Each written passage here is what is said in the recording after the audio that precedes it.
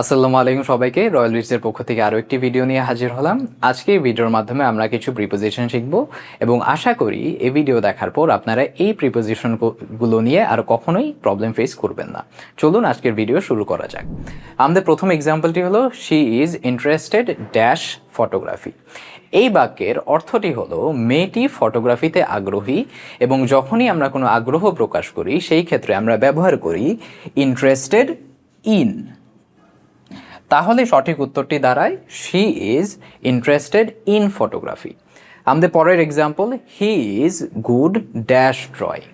এই বাক্যের অর্থটি হলো ছেলেটি ড্রয়িংয়ে বা আঁকা আঁকিতে দক্ষ, এবং দক্ষতা প্রকাশ করার জন্য আমরা সব সময় গুডের পরে অ্যাট ব্যবহার করি।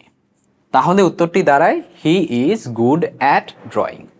আমাদের third example, he is married dash a doctor.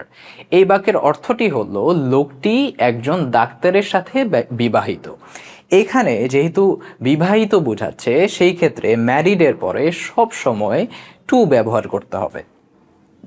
তাহলে উত্তরটি দাঁড়ায় he is married to a doctor. আমাদের last example, success depends dash hard work.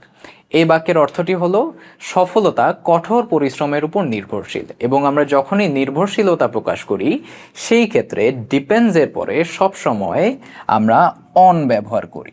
তাহলে উত্তরটি দাঁড়ায় success depends on hard work.